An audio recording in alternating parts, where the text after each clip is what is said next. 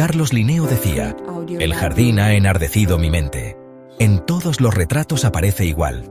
Un anciano un poco gordo, alegre, bonachón, con algo de autosuficiencia, ojos pequeños, vivos y penetrantes, y luciendo una blanca peluca rizada. Así nos representan al genio escandinavo, Carlos Linneo». Quienes lo conocieron bien decían que incluso en sus años de madurez sorprendía a todos por su viveza de carácter y su energía. Se levantaba a las 4 de la mañana y a las 10 ya terminaba sus conferencias. Hacía excursiones y trepaba por las rocas.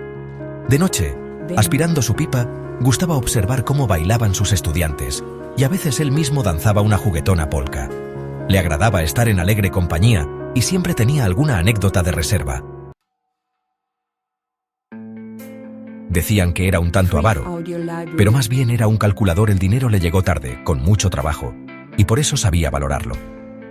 El amor propio era su principal debilidad. No toleraba objeciones y escuchaba con dificultad las opiniones contrarias. Se alababa con frecuencia y no paraba a los demás cuando lo hacían. De Linneo escribían: «Su amor a la fama no tenía límites. Se llamaba incondicionalmente a sí mismo un gran hombre». Sin embargo, sea como sea, tenía razón. Dicen que el apellido Linneo procede del sueco Linden, que significa tilo, o sea que literalmente estaba predestinado a ser botánico. Toda su infancia transcurrió en el jardín de Roshult, una pequeña ciudad sueca donde su padre era sacerdote. Hablando post factum de los niños grandes, se les suele atribuir toda clase de premoniciones. De Linneo también se decía que, cuando niño, dejaba de llorar en cuanto le daban una flor. Quién sabe si era cierto, porque estudiaba tan mal que los maestros insinuaban a los padres que sería mejor que le enseñasen algún oficio y no las ciencias. Carlos Linneo no le interesaba nada fuera de la botánica, pero como, estrictamente hablando, esta ciencia aún no existía como tal, era difícil darse cuenta de su talento. Uno piensa involuntariamente que quizás hoy también algún Colia o Petia, malos alumnos, se hayan enfrascados en una ciencia que aún no estamos en condiciones de definir. No se sabe cuál habría sido el destino de Linneo de no haberse encontrado con el Dr. Rothman, quien creyó en las capacidades del estudiante. En general, Linneo tuvo la suerte de conocer gente buena, y precisamente en la juventud, cuando esto es especialmente necesario.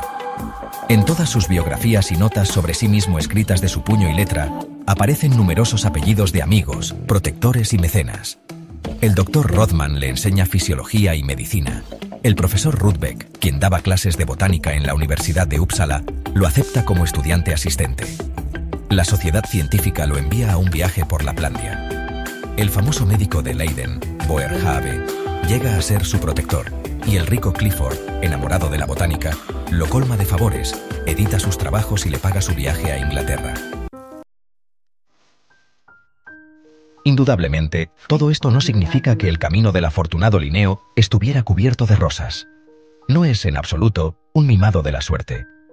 La condescendencia de Rudbeck suscita una envidia increíble en toda la universidad. Mas en realidad, circunstancias bastante tristes llevaron a Linneo a Leiden, donde gozó de los favores de Boerhaave y Clifford en Falun. El doctor Moreus le dijo francamente que Carlos era demasiado pobre y poco conocido como para pedirle la mano de su hija. Fue entonces cuando Linneo se marchó a Holanda en busca de la fama, y allí la encontró muy pronto. En Leiden vivía el botánico Gronovius, a quien Linneo, de 28 años entonces, llevó su manuscrito Los sistemas de la naturaleza para que lo leyera y le diera su opinión. El holandés quedó admirado por la gran profundidad del trabajo que había leído e inmediatamente editó el manuscrito por su cuenta. Pueden ustedes decir que Linneo nuevamente tuvo suerte. Sí, en efecto la tuvo, pero para tenerla fue necesario, por lo menos, que escribiera un libro que en vida del autor se editó unas 15 veces. Este libro constituye la piedra angular que sostiene el majestuoso arco del verdadero triunfo de los trabajos de Linneo sobre la sistematización y clasificación. Para las ciencias naturales del siglo XVIII, la obra de Linneo fue algo así como la tabla Mendeleev para la química del siglo XIX. Esta comparación podría ser más profunda si el mismo Linneo no estuviera de acuerdo con que a veces era difícil explicar los principios de su sistematización. Me pregunta, querido Giuseppe, sobre las características de mis grupos, escribía Linneo. Más le confieso que no las podría exponer. La clasificación de Mendeleev se basa en la teoría, en la idea, y la de Linneo, como escribiera uno de sus biógrafos, en el instinto supremo. Mas, fuera como fuese, era clasificador en todo. Todas sus palabras y actos estaban subordinados a un orden, o por decirlo así, sistematizados, comentaba el escritor sueco Fabricius, contemporáneo de Linneo.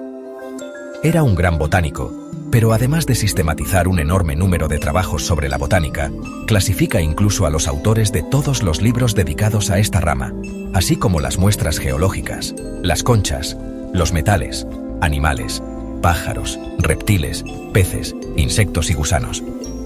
Abarca con su sistematización incluso al hombre, lo cual en aquella época requería una gran valentía.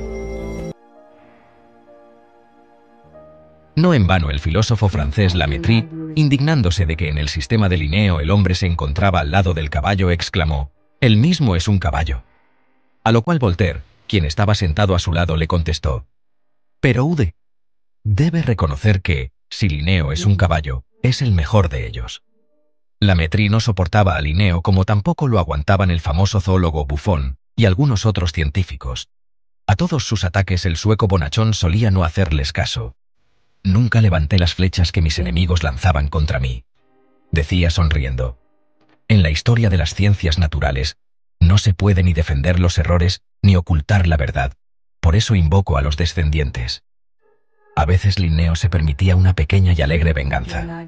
Por ejemplo, en honor de Buffon llamó bifonia a una planta venenosa. Pero pronto mis desgracias terminaron. Fui subiendo, me empezaron a llamar para examinar a los poderosos de este mundo. Todo iba bien. Ya ningún enfermo podía prescindir de mí. Desde las 4 de la mañana hasta muy tarde, visitaba a los enfermos. Pasé noches con ellos y ganaba dinero. Dejé la botánica tomando 1000 veces la decisión de destruir de una vez y para siempre todas mis colecciones. Poco después, recibí el puesto de médico jefe en la Marina. Los estamentos estatales me asignaron una manutención de 100 ducados al año para que enseñara botánica en Estocolmo. Entonces nuevamente me encariñé con las plantas y me casé con mi novia, que me estuvo esperando durante 5 años. Los años de tranquilidad con los que tan apasionadamente soñara Juan Jacobo Rousseau llegaron cuando, después de casado, a los 34 años, Linneo se convierte en profesor de la Universidad de Uppsala. Durante 37 años ocupó esta cátedra. Fundó el famoso jardín botánico, pero más rápido que los árboles crecía la joven generación de sus alumnos, divulgando por todo el mundo la fama sobre el rey de los botánicos. Los monarcas de diferentes países lo invitaban numerosas veces y le ofrecían bienes nunca vistos, pero les contestaba invariablemente, algo coqueteando, que si tenía algunas capacidades, el deber le imponía dedicarlas a su país natal.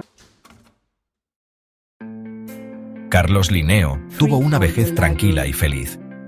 En verano vivía en su propio castillo, donde organizaba encantadoras excursiones de botánica con sus estudiantes. Después de estas aventuras, disfrutaban de requesón y frutas en una sala fresca. Los estudiantes más dedicados en preparar sus herbarios tenían el privilegio de sentarse a la mesa con el profesor, mientras que los demás desayunaban de pie. Sin embargo, Linneo estaba trabajando cuando de repente sufrió un ataque de apoplejía. Linneo quedó vivo, pero cada vez se volvía más achacoso. Su memoria comenzó a traicionarlo. Reconocía mal a las personas y escribía confundiendo las letras griegas y latinas. En diciembre de 1777, ya con 70 años, Linneo ordenó preparar el trineo y, sin decir nada a nadie, se dirigió a su castillo. Sus preocupados parientes lo encontraron solo por la noche. Sentado en una alfombra frente a la chimenea, fumando una pipa, miraba el fuego. Lo llevaron con dificultad a Uppsala y pocos días después falleció. No olvides suscribirte a nuestro canal @FusionFrenzy W8R y ayúdanos a crecer. Gracias por acompañarnos.